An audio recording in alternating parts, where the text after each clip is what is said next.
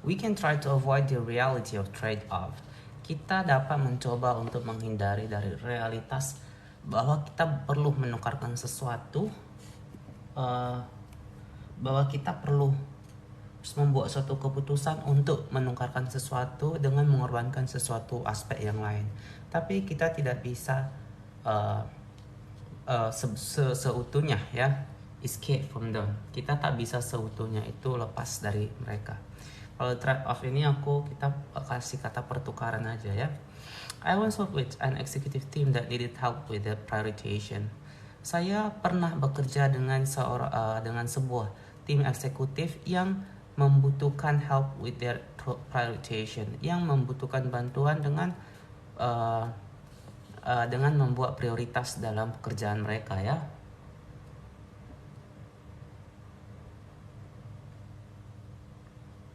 They were struggling to identify the top 5 projects.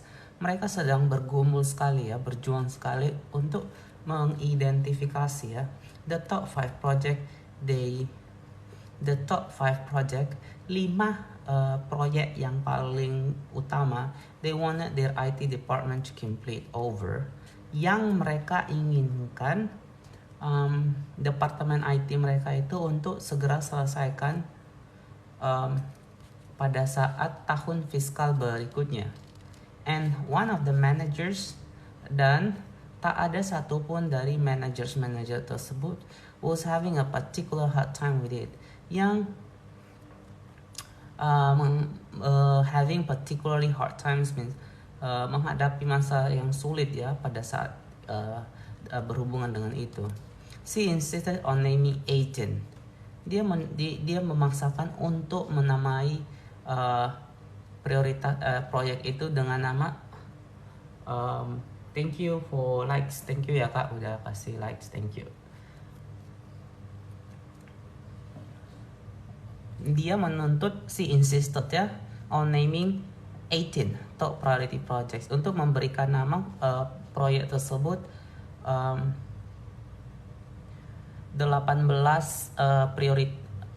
proyek 18 proyek prioritas atas ya, 18 proyek prioritas atas.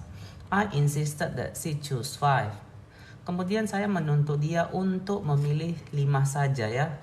She took her list back to her team. Thank you for the likes. Thank you Kak Dewi, thank you for your likes.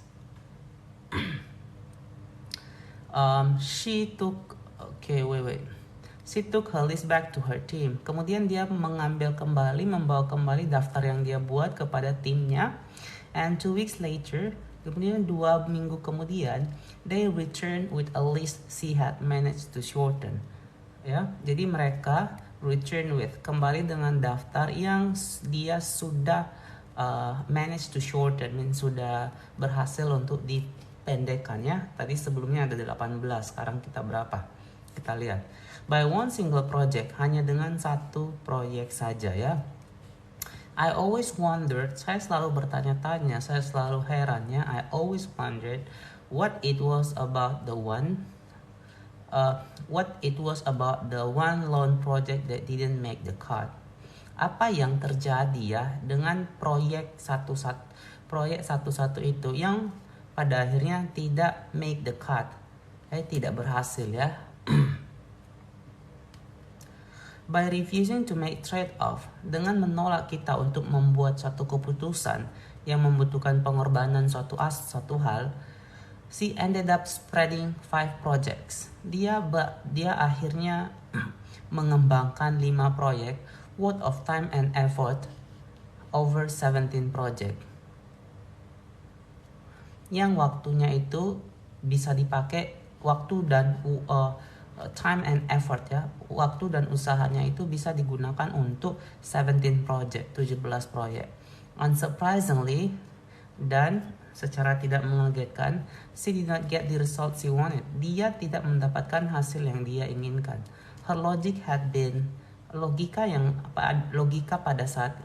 pada saat itu adalah we can do it all. Kita bisa melakukan segala sesuatu. Obviously not. Di sini bilang tentu saja tidak ya. Thank you Kak Dewi for following. It is easy to see why it is so tempting to deny.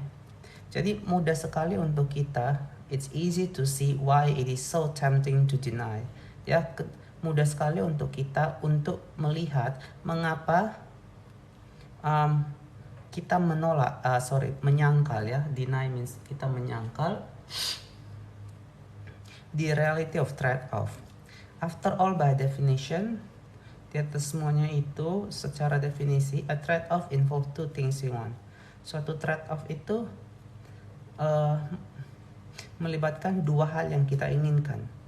Do you want more pay or more vacation time? Anda ingin bayaran yang lebih banyak atau waktu liburan yang lebih banyak ya?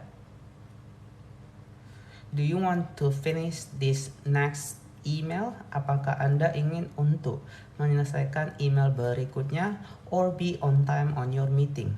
Atau menjadi tepat waktu atau tiba tepat waktu di pertemuan Anda. Do you want it done faster or better? Apakah Anda ingin hal tersebut dilakukan lebih cepat dan lebih baik? Better? Obviously. Sudah jelas. When faced with choice between two things we want, saat dihadapkan dengan pilihan antara dua hal ya, two things we want yang kita inginkan, the preferred answer is yes to both. Jawaban yang kemungkinan kita suka adalah melakukan kedua-duanya. Adalah ya untuk kedua-duanya. But as much as we'd like to, tapi seperti halnya kita menyukai hal tersebut, we simply cannot have it all. Kita semata-mata tak bisa ya. Kita semata-mata tak bisa untuk memiliki kedua hal tersebut sekaligus. Anak Timur, welcome. Sehat-sehat buat bro dan keluarga ya. Next, a non-essentialist approach every trade-off by asking. Orang dengan pola non-essentialist ini, mereka mendekati setiap peristiwa trade-off ini dengan bertanya, how can I do both? Bagaimana caranya saya melakukan kedua-duanya? Essentialist ask the tougher. Seorang essentialist menanyakan pertanyaan yang lebih sulit but ultimately more liberating question ya. Jadi bertanya pertanyaan yang lebih sulit tetapi lebih memerdekakan ya.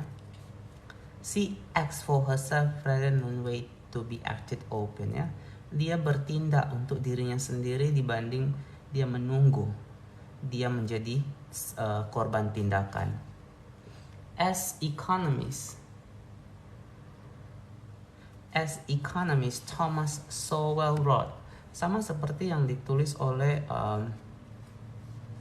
Thomas Sowell ya, there are no solution, tidak ada solusi apapun, there are only trade-off, hanyalah sebuah trade-off ya. Jim Collins, the author of the business classic Good to Great.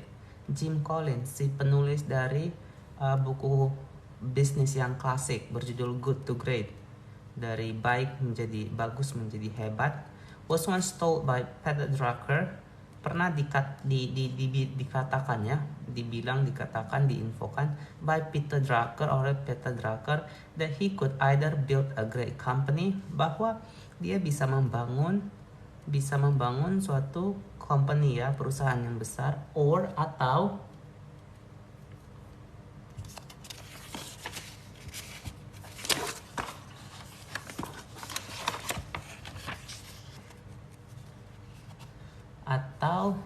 build great ideas but not both, atau membangun ide yang sangat bagus ya, tetapi tak bisa kedua-duanya. Jim chooses ideas. Kemudian di sini dikatakan Jim dia memilih untuk membangun idea. As a result of this trade-off, sebagai hasil dari pertukaran ini, there are still only 3 full-time employees in his company. Hanya ada 3 ya pegawai penuh waktu di perusahaannya. Yet his idea have reached tens of millions of people through his writing. Tetapi ide-ide yang dia miliki telah mencapai ya, atau telah mencapai tens of millions of people, puluhan juta orang melalui tulisan yang dia buat. As painful as they can sometimes be, ya,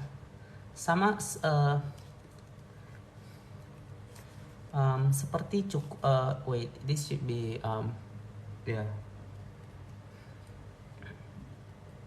Jadi sama menyakitkannya, trade-off represent a significant opportunities, ya. Sebenarnya trade-off ini dia represent mewakilkan suatu penting, opportunity yang penting, ya. Suatu opportunity means kesempatan yang penting.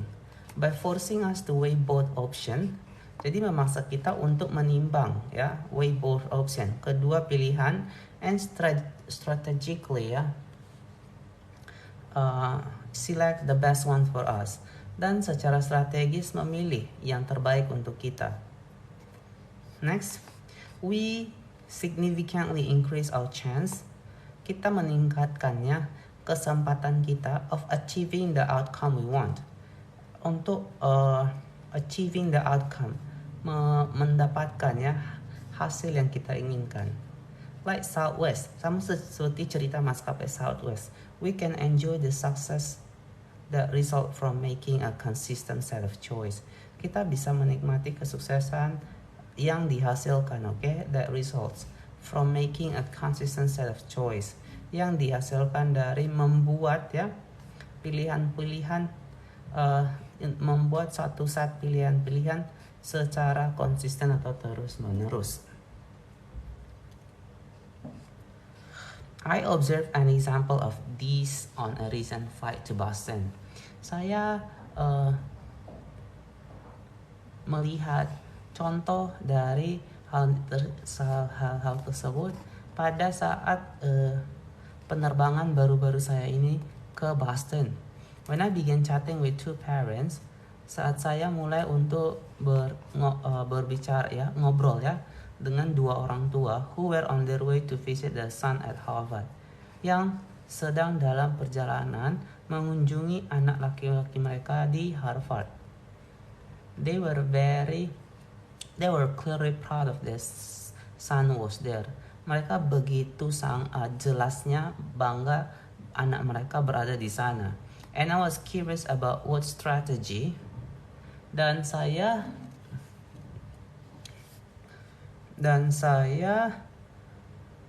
benar-benar curious, means saya benar-benar ingin tahu strategi apa they and he had pushed in getting him accepted, yang sudah mereka kejar sehingga anaknya itu bisa diterima di Harvard.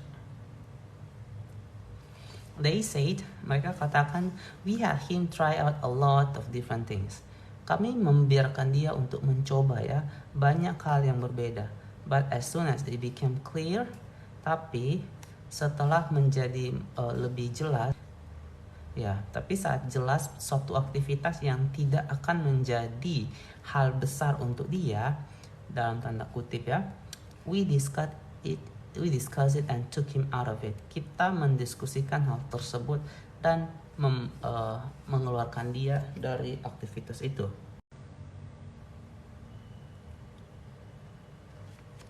The point here is not all parents should want their children to go to Harvard. Intinya di sini bukan berarti bahwa all parents, setiap orang tua, should want their children, harus mau anak-anak mereka untuk masuk ke Harvard. The point is that these essentialist parents, intinya di sini adalah orang tua yang essentialist ini, orang tua dengan paham essentialist ini, had consciously desired their goals. Sudah secara sadar memutuskan tujuan-tujuan untuk anak mereka, sehingga to go to Harvard, sehingga ia bisa masuk Harvard, and understood that the success requires making strategic trade-off, dan memahami bahwa kesuksesan itu membutuhkan suatu pembuatan trade-off yang strategis, ya, pertukaran yang strategis. Trade-off itu memilih, ya, satu di antara dua pilihan yang ada dengan mengorbankan satu pilihannya. This logic hold true in our personal life, ya. Jadi logika ini sebenarnya sangat benar ya dalam kehidupan personal kita. When we were new lads, ya, saat kita masih anak-anak remaja ya, Anna and I meet someone who had. Anna dan saya bertemu seseorang yang, as far as we could tell, sejauh yang bisa kita lihat, an amazing marriage and family, ya. Keluarga dan pernikahan yang begitu luar biasa. We wanted to learn from him. Kami ingin belajar dari mereka, ya. So dari dia. So we asked him, what's your secret? Jadi kami bertanya kepada dia, what's your secret? Apa rahasia yang kamu punya?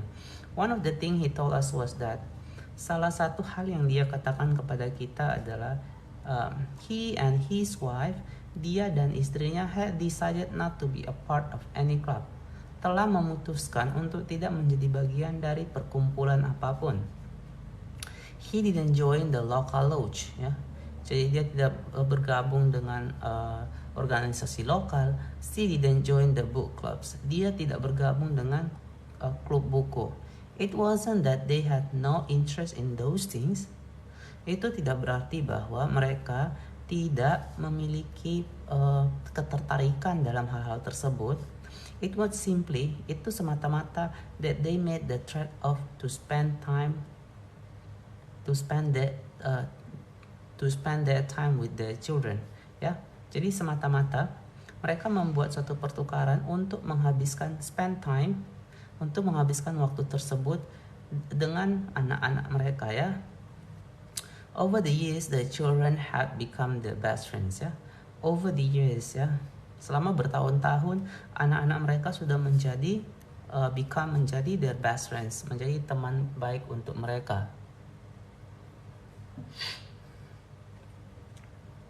And worth the sacrifice of any friendship they might have on, ya. Jadi pengorbanan yang sudah mereka lakukan, pengorbanan untuk persahabatan yang sudah mereka lakukan itu benar-benar well worth, ya, sepadan, ya. They might have made on the golf course over the tattered copy of Anna Karenina, ya. Jadi intinya di sini bahwa pengorbanan untuk persahabatan mereka yang mereka bisa saja buat di saat latihan golf dan lain-lain itu sebenarnya sudah diganti dengan bagaimana mereka bisa menjadi best friends, ya, dengan anak-anak mereka. Next, essentialist see trade-off as an inherent part of life. Seorang essentialist itu melihat proses trade-off itu sebagai suatu bagian kehidupan yang koheren, not as an inherently negative part of life, bukan sebagai sesuatu yang bersifat negatif di hidup ini.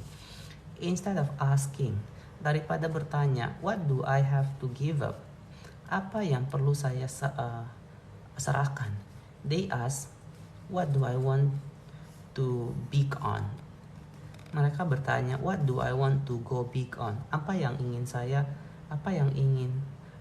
mau saya ciptakan menjadi sesuatu yang besar. The cumulative impact of this small change, ya. Jadi dampak kumulatif, ya. Kumulatif itu berarti dikumpul dari hal kecil hingga besar selama periode waktu tertentu. Of this small change, ya. Jadi dampak kumulatif dari perubahan yang kecil ini in thinking can be profound. Perubahan kecil dalam pikiran ini dapat menjadi begitu luar biasa, ya. Nah, di sini dia ada sedikit, jadinya itu, ya. Di sini dia ada, please give me your likes, please send me some likes. Yeah, if you like this, please give me some like, okay? Please send me some like, please. Yes, thank you. Okay. Di sini ada yang non-essential. Kita lihat lagi halaman berikutnya, page 55, 55, ya. Okay. Orang dengan paham non-essentialist dulu, ya. Mereka berpikir, things I can do both. saya bisa mengerjakan kedua-duanya. Dan mereka selalu bertanya, how can I do it all? Bagaimana saya bisa menyelesaikan segala sesuatu? Sementara kalau orang-orang dengan paham essentialist, mereka akan bertanya, ask what is the trade-off I want to make? Apa trade-off ya? Apa yang ingin saya tukar dan saya korbankan untuk saya bisa lakukan satu hal yang lain? Mereka juga bertanya, what can I go big on? Hal apa yang saya ingin menjadikannya besar bagi saya? Ya? Next, in a piece called Love Kokobura ya, dalam suatu tulisan berjudul Love Kokobura atau Kokobura tertawa, published in The New Yorker, David Sedaris, dipublikasi di media New York, melewati Australian Bush ya, melewati Bush is a, di sini dikasih tanda kutip ya, secara literally secara nyata Bush itu artinya semak-semak lah. While hiking, sementara saat dia sedang mendaki, his friend and guide. While hiking, his friend and guide for the day says something.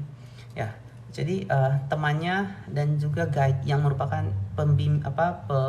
penunjuk jalan pada saat itu shares something she has heard in passing at a management class ya, membagikan sesuatu yang dia pernah dengar pada saat dia lulus dari kelas manajemen. Imagine a 4-burner stove. Bayangkan suatu kompor dengan 4 tungku api. She instruct the member of the party. Dia mengarahkan ya setiap anggota partai. 1 burner represent your family. 1 tungku api mewakilkan keluarga Anda. Salah satunya lagi mewakilkan teman-teman Anda. The third is your health. Yang ketiga adalah mewakilkan kesehatan Anda. And the fourth, yang keempat adalah menampilkan pekerjaan Anda. In order to be successful, you have to cut off one of your burners. Agar Anda bisa menjadi sukses, Anda harus memotong ya atau menghentikan salah satu dari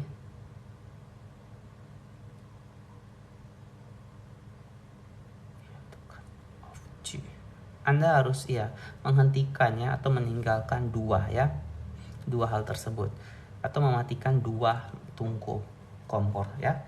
Of course this was tongue in cheek ya. Ya tentu saja ini seperti kita bicara lidah tak bertulang. I'm not here to suggest that living the way the essentialist requires. Saya di sini tidak mengatakan bahwa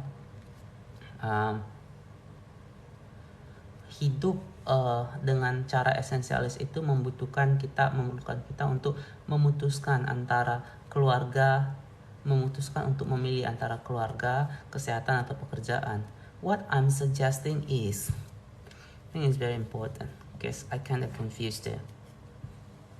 What I am suggesting is, apa yang saya sarankan adalah that when faced with a decision, saat kita dihadapkan dengan suatu keputusan, where one option prioritize family, di mana satu pilihan itu memprioritaskan keluarga Anda, and another prioritize friends, health or work, atau pilihan lain itu memprioritaskan teman, memprioritaskan kesehatan, dan memprioritaskan pekerjaan. We need to be prepared to ask. Kita perlu selalu siap ya untuk menanyakan, which problem do you want? Masalah yang mana yang saya inginkan? Trade-off are not something to be ignored or decried. Pertukaran trade-off ini bukan sesuatu yang harus kita ignore, ini abaikan ya. They are something to be embraced. Mereka adalah hal-hal yang perlu kita dekap ya, embrace and made deliberately, strategically and thoughtfully ya, dan dibuat secara strategi Oke, next ya.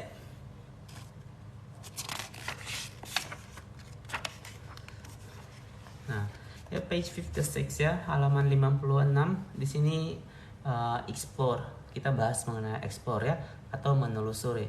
How can we discern the trivial meaning from the vital few?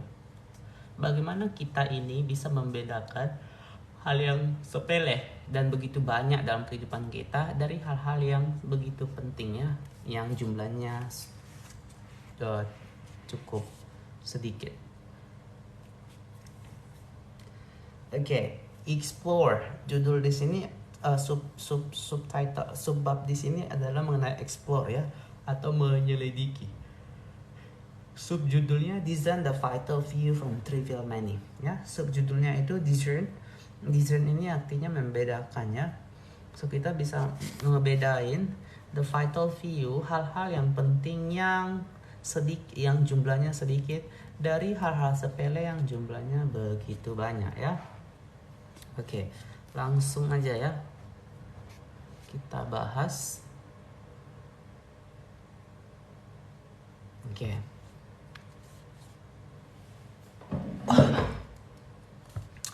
One paradox of essentialism is that salah satu paradoks dari esensialisme adalah that essentialists actually explore more option, bahwa orang-orang dengan paham esensialis ini actually sebenarnya menelusuri more options ya. Mereka menelusuri lebih banyak pilihan than their non-essentialist counterparts dibanding dengan teman-teman mereka yang berpaham non-essentialist. Non-essentialists get excited by virtually everything. Orang-orang dengan paham non-essentialist ini mereka menjadi begitu gembira oleh hampir segala sesuatu ya, and thus react to everything. Dan dengan demikian juga mereka bereaksi ya, react to everything. Mereka bereaksi terhadap segala sesuatu. But because they are so busy pursuing every opportunity, tetapi dikarenakan mereka itu begitu sibuk mengejar setiap every opportunity ya, setiap kesempatan, an idea they actually, setiap kesempatan dan ide they actually explore less. Jadi sebenarnya actually mereka sebenarnya itu menelusuri lebih sedikit ya, walaupun tampak banyak tapi kenyataannya lebih sedikit. Okay, the way of the essentialist, jalan seorang essentialist on the other hand, di satu sisi, is to explore and evaluate a broad set of option ya. Jadi dia menelusuri dan juga mengevaluasi ya, satu set pilihan-pilihan yang begitu luas before committing to any, sebelum berkomitmen kepada pilihan tersebut. Because essentialists will commit and go big. Dikarenakan seorang essentialist ini mereka akan berkomitmen dan go big atau all out gitulah ya, menjadi besar di bidang tersebut. On only the vital few ideas, pada ide-ide vital, pada hanya beberapa ide-ide vital, ide-ide atau aktivitas vital. They explore more option. Mereka menelusuri lebih banyak pilihan-pilihan pada awalnya at first, to ensure they pick the right one later. Untuk memastikan, to ensure they pick the right one later. Mereka memilih sesuatu yang benar di kemudian hari. The national pull of non-essentialism can be so strong. Daya gravitasi dari non-essentialisme itu dapat menjadi sangat kuat, that it can be tempting to skip over, bahwasanya akan cukup menggoda bagi kita untuk bolos or skim over this step ya, atau hanya sebatas membaca cepat bagian ini. Yet this step, tetapi pada langkah ini in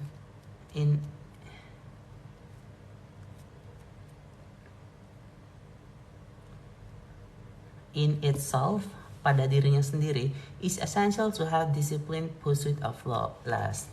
Sangat penting ya bagi kita untuk memiliki disiplin pengejaran akan hal-hal yang lebih sedikit, okay? To discern what is permission to play, untuk membedakan to discern what is truly essential, Untuk membedakan apa yang benar-benar penting, we need space to think. Kita butuh ruang untuk berpikir. Time to look and listen. Waktu untuk melihat dan mendengarkan. Permission to play, izin untuk bermain. Wisdom to sleep, kebijaksanaan untuk tidur. And the discipline to apply highly selective criteria to choices we make. Dan juga disiplin untuk memilih, ya, kriteria-kriteria yang begitu selektif yang telah kita pilih. Ironically, secara ironisnya, in a non-essentialist culture, these things secara ironis pada budaya non-esensialis, hal-hal seperti ini, ruang, space, listening, mendengarkan, playing, bermain, sleeping, istirahat, and selecting, dan memilih, can be seen as trivial distraction. Hanya dapat dilihat sebagai satu gangguan yang sepele. At best, they are considered nice to have. Ya, kadang mereka dianggap untuk begitu nyaman, ya, bahwa bisa melakukan hal tersebut. At first, they are derided as evidence, ya, of weakness and wasteful, ya. Pada sisi terburuknya mereka ini sebenarnya bukti dari kelemahan dan juga sifat membuang-buang sesuatu, ya. We all know which one. We all know, kita semua tahu, ya, that highly ambitious or productive person who thinks, kita semua tahu bahwa orang-orang yang sangat ambisius dan sangat produktif berpikir, of course I love to be able. Tentu saja saya ingin agar saya able to set aside time on calendar simply to think. Saya dapat meluangkannya. Set aside ini artinya meluangkan time, waktu, on the calendar simply to think. Di kalender saya hanya untuk berpikir. But it is a luxury. Tetapi itu nampaknya sebagai suatu barang mewah. We can afford it right now. Kita tak bisa mendapatnya saat ini. Or play, atau bahkan bermain. Who has time to play? Siapa punya waktu untuk bermain? Ya, who has time to play? We are here to work. Kita di sini untuk bekerja. Or as one leader said, atau seperti yang dikatakan oleh satu pemimpin lain, to me in an onboarding process, pada satu proses onboarding, ya, naik pesawat. I hope you had a good night's sleep. Saya berharap Anda memiliki tidur malam yang begitu baik. You won't get much of that here. Anda tak bisa mendapatkan sebanyak itu di sini, maksudnya di pesawat, ya.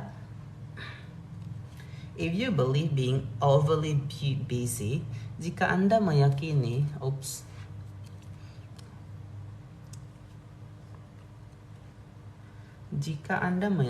ya, if you believe being overly busy, jika Anda meyakini menjadi amat sibuk and overextended is evidence of productivity,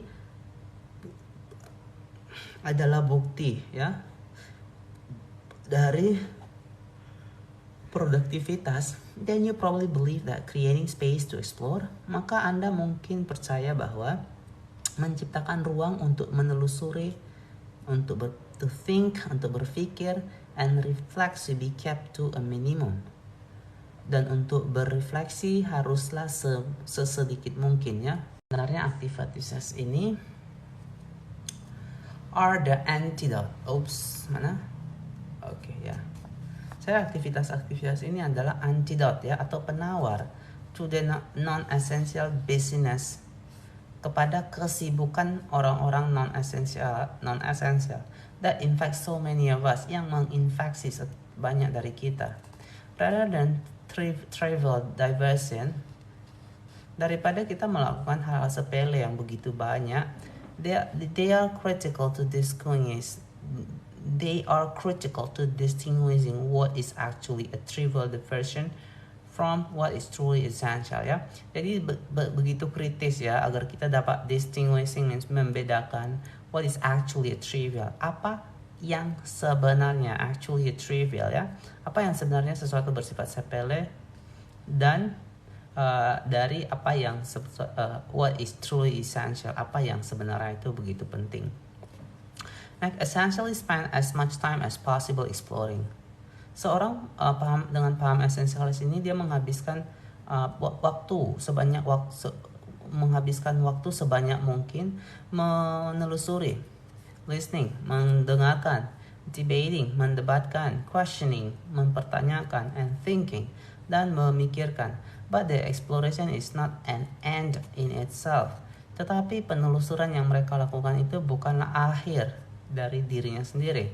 The purpose of exploration, tujuan dari eksplorasi, is to discern the vital few from the trivial many.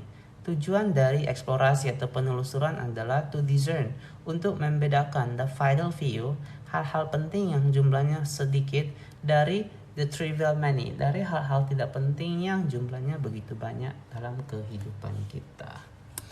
Oke, next kita ke page 59, oke. Kita lanjut halaman 59.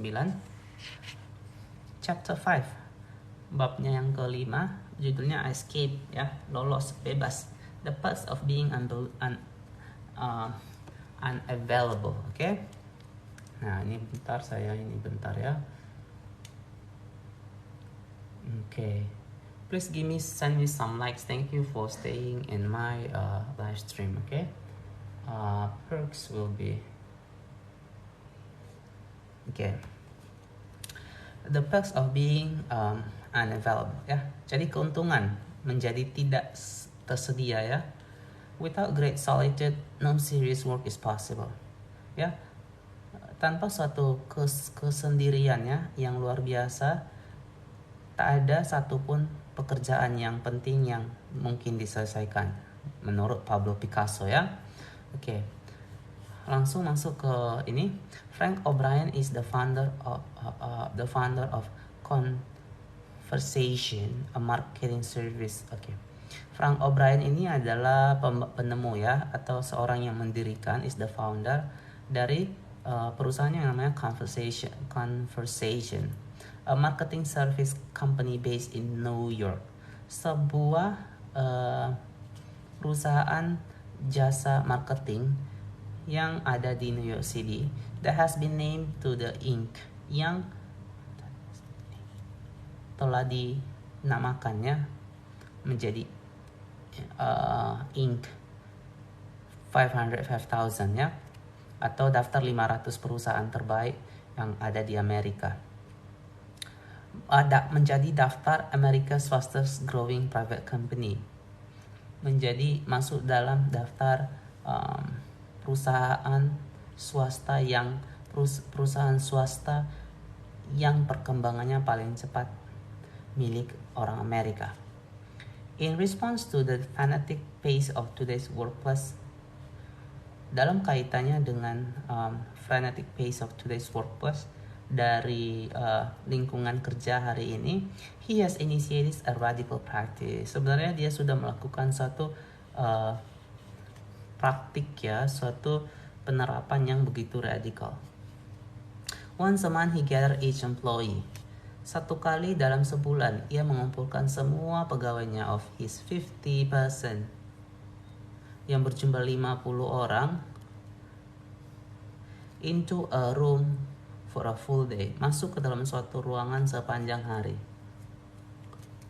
Phones are prohibited, handphone dilarang.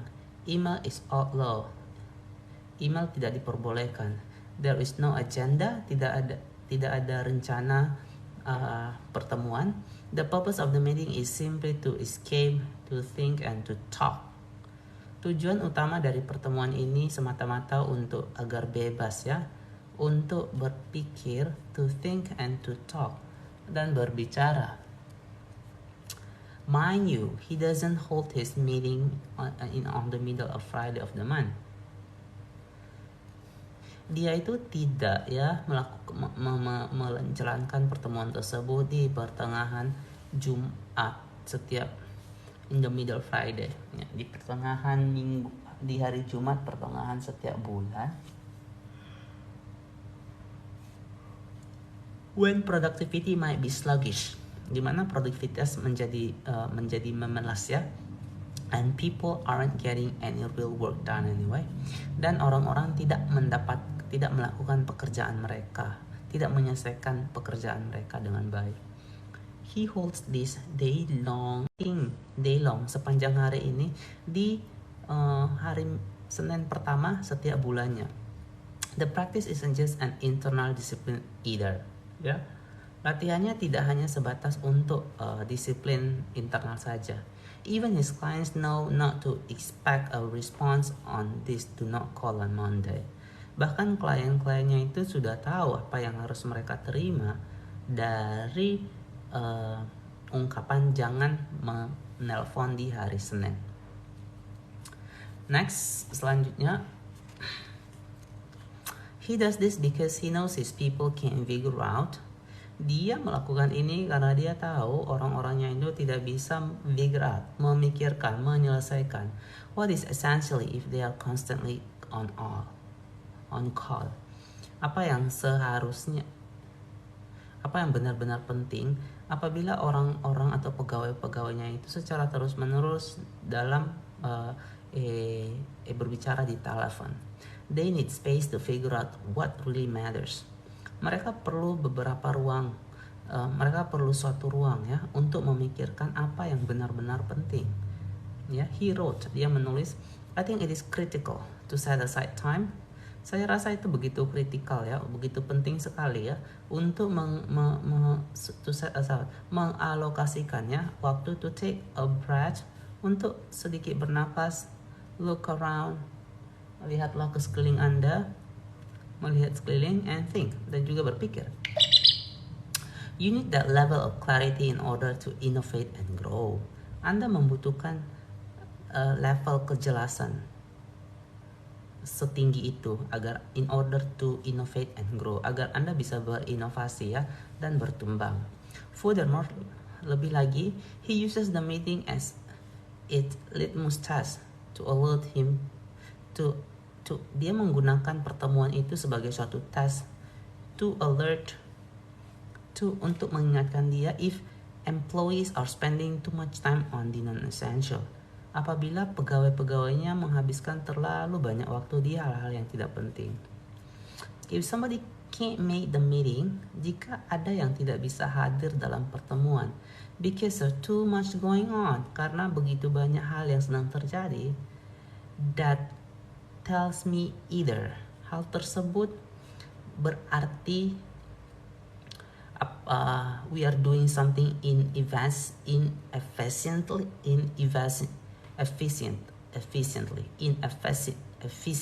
ya. Apakah kita melakukan sesuatu secara tidak efisien, or we need to hire more people, atau kita perlu untuk menyewa lebih banyak orang. If his people are too busy to think, jika karyawannya terlalu sibuk untuk berpikir, then they're too busy, period. Maka mereka memang benar-benar terlalu sibuk. Titik. We need space to escape in order to discern. Hello, Elsa. Thank you for your likes. We need space to escape in order to discern the essential few. Kita butuh ruang untuk bisa lepas, untuk bebas ya, in order to discern the essential, agar kita dapat membedakan mana hal-hal penting yang jumlahnya sedikit from the trivial many, dari hal-hal yang tidak penting yang jumlahnya begitu banyak. Unfortunately, sayangnya, in our time-starved era, di era yang begitu lapar akan waktu ini, we don't get that. Kita tidak mendapatkan hal tersebut.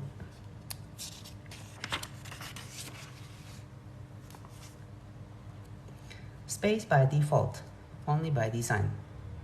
Ya, kita mendapatkan ruangan yang sudah diatur, bukan ruangan yang kita rencanakan ya. Ruangan.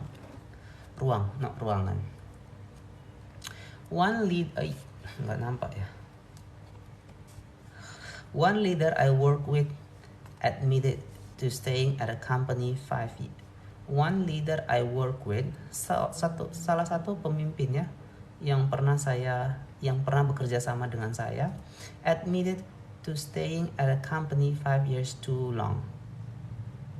Admitted, mengakui bahwa to staying at a company 5 years too one leader I work with admitted to staying.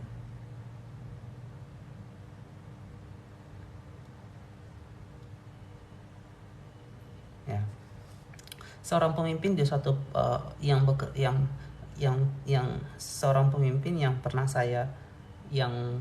pernah bekerja dengan saya, dia mengakui bahwa yang pernah menjadi klien saya ya, dia mengakui bahwa dia berada di suatu perusahaan, he's staying at a company selama 5 tahun itu rasanya terlalu lama buat dia ya, menurut dia. Why? Kenapa? Because he was so busy in that company. Karena dia begitu sibuk di perusahaan tersebut, he didn't take time to decide. Dia tidak mengambil waktu untuk memutuskan whether he should be at the company. Apakah dia harus terus berada di perusahaan tersebut. The demands of each day, tuntutan setiap harinya itu kept him from really stepping back to get perspective ya.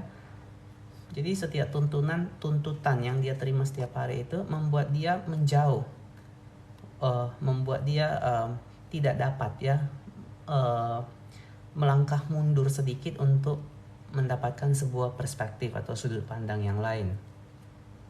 Similarly, sama halnya dengan itu, a senior vice president at a major global technology company, seorang wakil presiden senior pada satu perusahaan teknologi dunia, told me he spends 35 hours every week in meetings. Dia mengatakan bahwa dia menghabiskan 35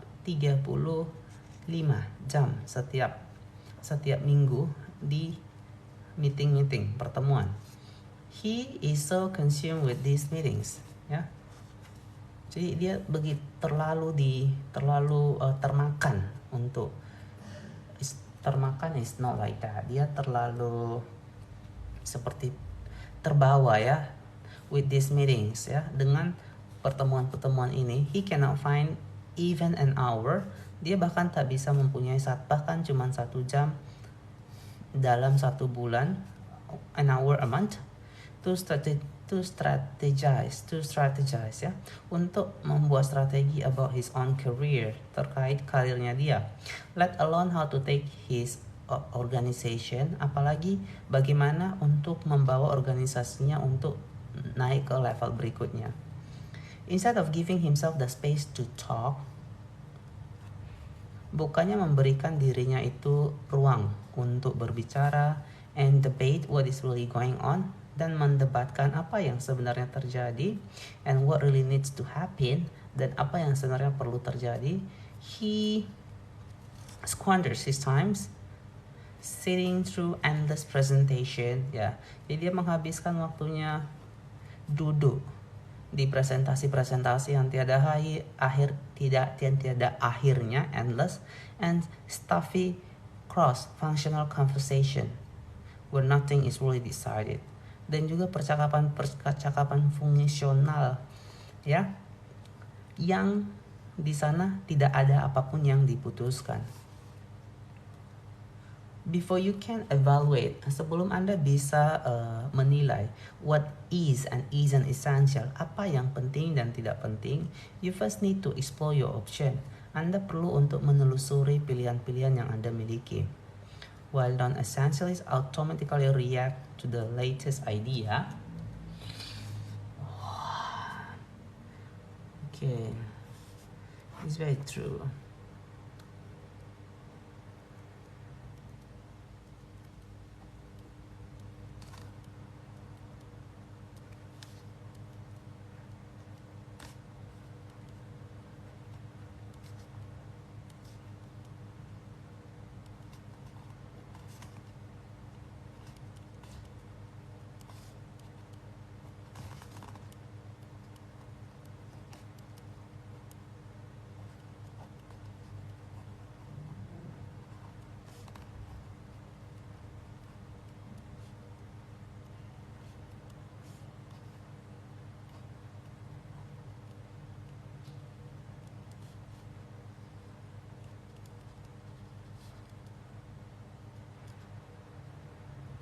Okay.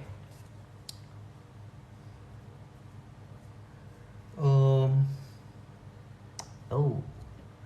halo C. Di mana tadi ya?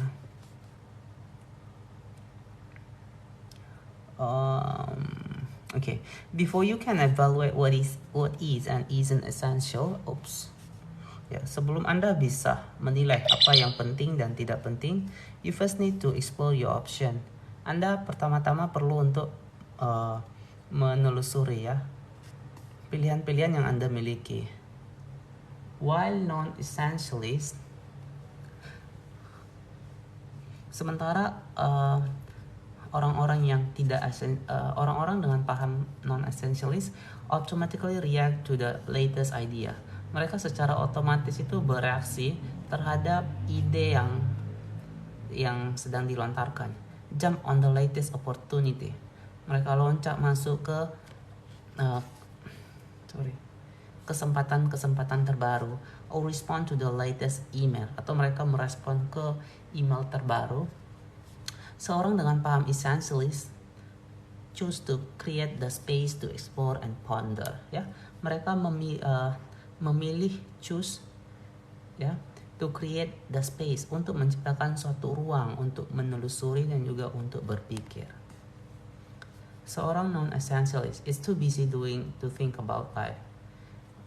Is too busy. Seorang dengan paham non-essentialist ini biasanya terlalu sibuk ya dalam melakukan segala sesuatu dibanding untuk berpikir tentang kehidupan.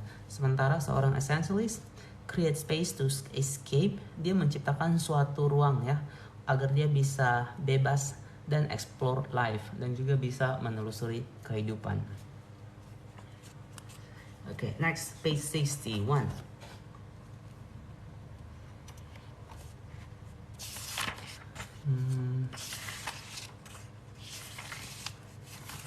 Okay, not sure. Okay, space to design. Sebabnya space to design, ruang untuk menciptakan atau ruang untuk merencanakannya, mendesain. The value of creating space to explore has been emphasized for me.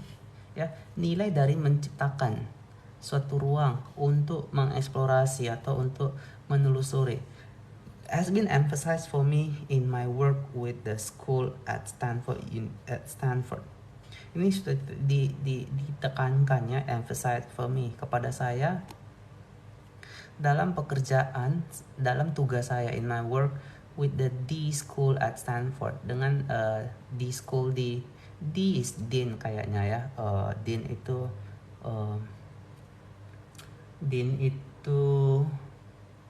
aduh aku lupa Dean ini apa ya. Kalau di kampus kepala dekan ya dengan dekan di sekolah Stanford. Obviously he obviously the Hasselt-Plattner Institute of Design at Stanford ya. Ini nama sekolahnya ya, nama sekolahnya di Stanford. The first thing I noticed when I walk into the room, hal pertama yang saya perhatikan saat saya masuk ke dalam ruangan, where I had been asked to teach a course, di mana saya diminta untuk mengajar sebuah mata pelajaran, was the lack of traditional chairs, adalah kurangnya kursi-kursi tradisional. Instead there are foam cubes. Malahan di sana ada persegi 4 yang terbuat dari busa. You can sit on, di mana Anda bisa duduk di atasnya. Rather uncomfortably ya. Sedikit tidak begitu nyaman. As soon I discovered ya. Seperti yang saya temukan segera setelah itu. Like almost everything at D School, sama seperti hampir segala sesuatu yang ada di D School, this is done by design. Ini diciptakan oleh suatu rancangan. In this case, the cubes are there so that ya, pada kasus ini ya, jadi kotak-kotak persegi itu ada di sana, are there so that after a few minutes of uncomfortable perching ya, jadi selama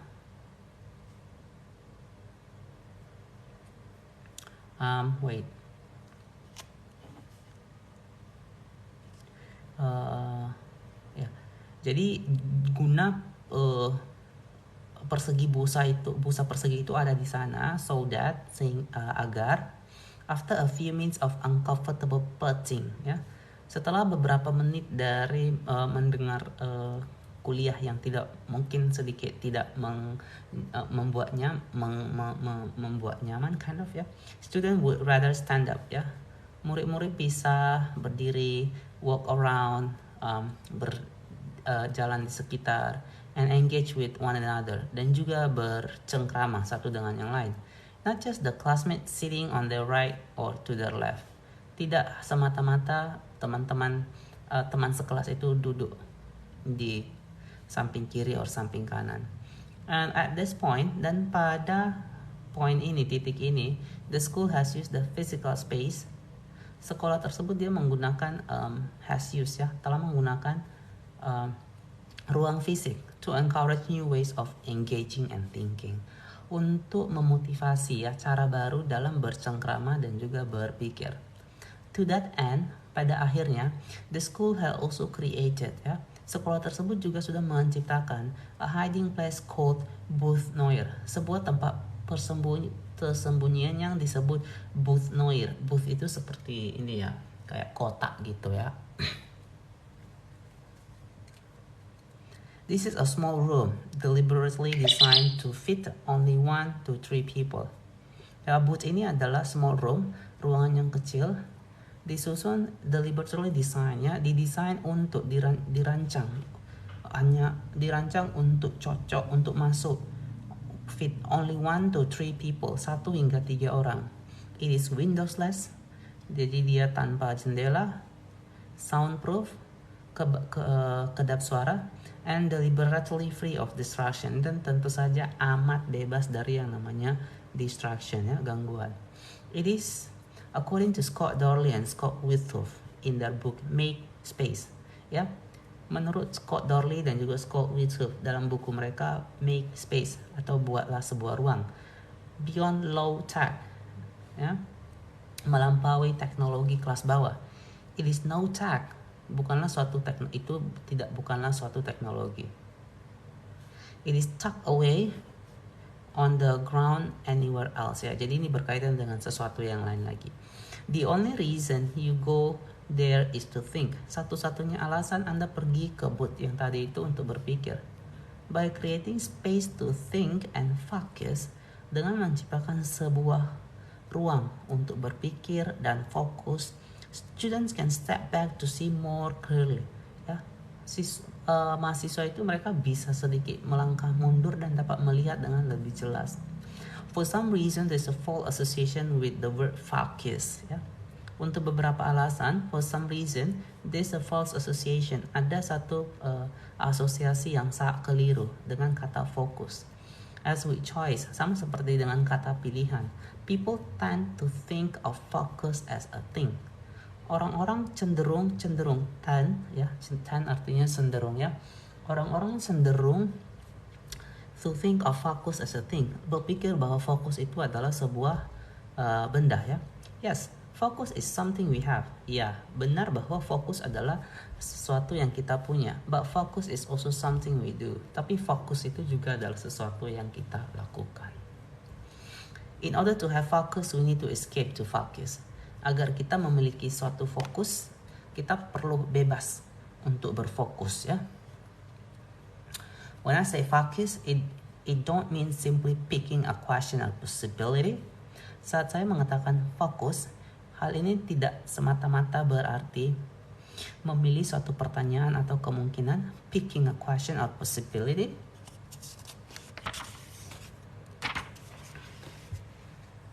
And thinking about it obsessively, dan memikirkan tentang hal tersebut secara berlebihan.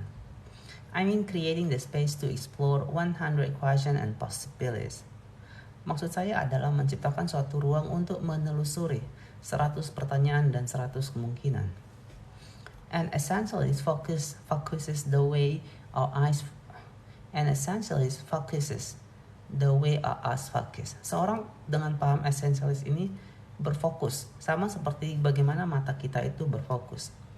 not by fixating on something, tidak hanya dengan bertumpu pada sesuatu, but also constantly adjusting and adapting, tetapi secara terus-menerus menyesuaikan dan juga mengadaptasi to the field of vision, terhadap apa yang dilihat ya. On a recent meeting back at the D School, ya, pada pertemuan terakhir, pada sebuah pertemuan baru-baru ini di D School, in another room with no seats or desk, but with whiteboard from floor to ceiling covered with post-it. Ya. Jadi di sebuah ruangan with no seats, di ruangan itu tak ada tempat duduk or desk ataupun meja, but with whiteboards, tapi dengan papan tulis, from floor to ceiling, dari lantai hingga ke plafon, cover with post-it, ya, di cover dengan post-it ya, kertas post-it itu yang seperti ya kalian tahu lah ya post-it, nah kayak gini lah, yang kertas-kertas gini ya, this kind of yang kita di mana tadi? Ya, of every fathomable color ya, dengan post-it dengan warna yang bervariasi. I met with Jeremy Utley. Saya berjumpa ya dengan Jeremy Utley. He is my partner in developing a new prototype class. Dia adalah partner saya dalam mengembangkan a new prototype, sebuah kelas prototype baru, in a moment of genius ya. In a moment of genius ya. Jeremy dubbed designed life essentially ya. Pada suatu saat ya, seperti kalau di Indonesia mungkin kayak apa ya, but it's like in a moment, kayak tiba-tiba gitu ya. Jeremy dia mengatakan bahwa designing life essentially, merancang kehidupan kita secara esensial, secara dengan penting ya. The sole purpose of the class is to create ya. Tujuan utama dari kelas ini adalah untuk menciptakan space for students, ruang untuk mahasiswa to design their life, untuk menciptakan, mendesainnya, merangkai hidup mereka. Each week it gives them a schedule excuse to think. Setiap minggu diberikan kepada mereka suatu alasan yang terschedule di mana mereka perlu memikirkan hal tersebut. They are forced to turn off their laptops. Mereka dipaksa ya untuk mematikan laptop mereka and smartphone, and instead to turn on the full power of their minds. Dan mereka diminta untuk menghidupkannya atau menghidupkan kekuatan inti ya, full power of dari kekuatan pikiran mereka. They given assignment to practice. Mereka diberikan latihan-latihan untuk berlatih. Deliberately discerning the essential view, untuk melatih bagaimana membedakan hal-hal penting yang jumlahnya sedikit dari hal-hal baik ya yang jumlahnya begitu banyak. You don't have to be at D School to practice this habit. Anda tidak harus berada di D School untuk mempraktekkan kebiasaan ini, these habits. We can all learn to create more space in our life. Kita semua dapat belajar to create, untuk menciptakannya, more space, lebih banyak ruang dalam kehidupan kita. Okay. Next is page 63. Berikutnya halaman 63. Space to concentrate.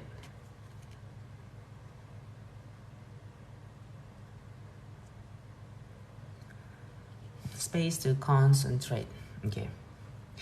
Ruang untuk berkonsentrasi.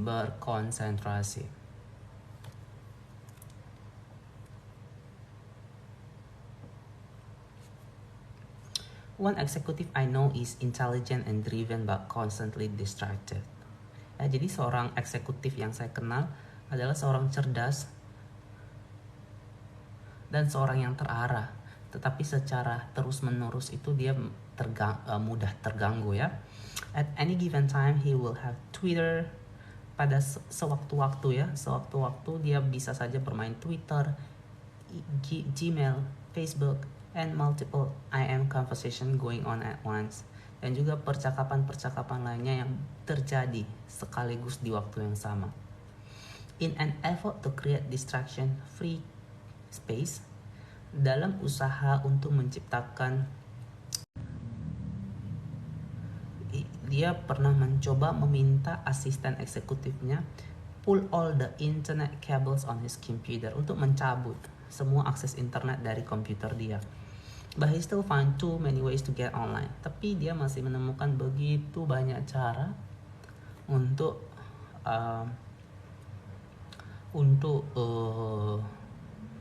online ya. So when he was struggling to complete a particularly big project, jadi saat dia sedang berjuang untuk menyelesaikan suatu proyek besar, he resorted to a desperate measure. Dia benar-benar putus asa ya. He gave his phone away and he went to a motel with no internet access. Dia memberikan handphonenya, menyimpannya handphonenya di tempat lain, and went to a motel. Kemudian dia pergi ke suatu motel yang tiada akses internet. After 8 weeks of almost solitary confinement ya. Jadi setelah 8 bulan ya dalam kesendiriannya, he was able to get the project done. Dia dapat menyelesaikan project tersebut. To me, it is a little sad. Bagi saya ini sedikit menyedihkan that this executive was driven to such measure. Bahwa eksekutif ini dia terbawa hingga ke measure means ukuran, tapi hingga ke tahap itu ya. Yet while his method may have been extreme, tapi walaupun metode yang dia pakai itu mungkin sangat ekstrim, I can argue with his intention. Saya tak bisa berdebat dengan niat yang dia miliki. He knew that making his highest points of contribution, dia tahu bahwa membuat titik kontribusi tertinggi yang dia punya pada suatu tugas yang diberikan, that he create the space for unencumbered thought. Jadi dia menyiapkan suatu ruang untuk pemikiran yang tidak terganggu sedikit pun. Okay, I think that's all for today. Okay, kita cukup di sini. So